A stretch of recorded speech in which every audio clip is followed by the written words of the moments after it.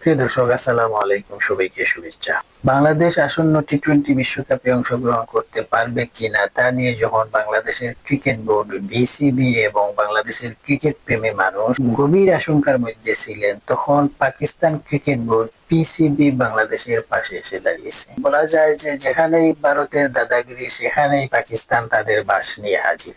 বর্তমানের বাসটি হলো, বাংলাদেশ যখন ভেন্যু পরিবর্তন করার জন্য আইসিসি কে অনুরোধ করেছে, তখন ভারত আপত্তি করে এবং তারা বলছে যে এত অল্প সময়ের মধ্যে ভেন্যু চেঞ্জ করা আর সম্ভব নয়, যেহেতু ইতিমধ্যেই ভেন্যু, হোটেল এবং বিমান টিকিট সহ ক্রিকেট সংশ্লিষ্ট যত কিছু আছে তা শেষ হয়ে গেছে।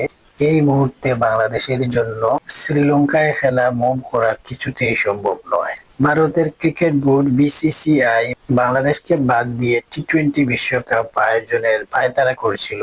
তারা পরিকল্পনা করছিল প্রয়োজনে বাংলাদেশকে বাদ দিয়ে অন্য নতুন কোনো দলকে অন্তর্ভুক্ত করে আসন্ন বিশ্বকাপ তারা আয়োজন করবে। সেখানে পাকিস্তান ক্রিকেট বোর্ডের প্রেসিডেন্ট মহসিন রাজা নাকভি আপত্তি জানিয়েছেন এবং প্রয়োজনে পাকিস্তানে বাংলাদেশের খেলাগুলো আয়োজনের আগ্রহ প্রকাশ করেছেন।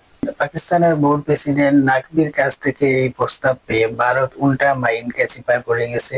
24 ঘন্টার মধ্যে বাংলাদেশের বিষয়ে আইসিসি সিদ্ধান্ত নিতে যাচ্ছে এবং এই সিদ্ধান্তটি হতে পারে বাংলাদেশের খেলাগুলো শ্রীলঙ্কায় অনুষ্ঠিত হবে।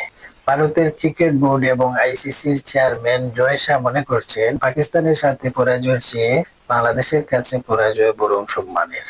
যাই হোক, শেষ পর্যন্ত বাংলাদেশের বিশ্বকাপে অংশগ্রহণের বিষয়ে একটি সিদ্ধান্ত হতে যাচ্ছে। বাংলাদেশের সম্মান এবং মর্যাদা রক্ষার জন্য বাংলাদেশের যে আন্দোলন চলছে, তখন বাংলাদেশের কিছু ভারতীয় দালাল বাংলাদেশের ক্রিকেটের শেষ দেখে ফেলেছিলেন। তাদের মধ্যে আছেন বাংলাদেশ ক্রিকেট দলের সাবেক ওপেনার তামিম ইকবাল। তামিম ইকবালের মতো ক্রিকেটাররা বাংলাদেশের মান, সম্মান এবং মর্যাদার চেয়ে তারা ভারতের নতজানু হওয়াকে অধিক সম্মান বলে মনে করে। পতিত স্বৈরাচার কিছু পারুক আর না পারুক, বাংলাদেশের মানুষের মধ্যে নতজানু হওয়ার যে বীজ বপন করেছে তা সর্বস্তরের মানুষের মধ্যে বিদ্যমান। এদের সংখ্যা বিশাল এবং তারা সব জায়গায় আছে। বাংলাদেশের মিডিয়া, বুদ্ধিজীবী, সাংবাদিক থেকে শুরু করে বাংলাদেশের প্রশাসন, সব জায়গায় তাদের দৌরাত্ম্য রয়েছে।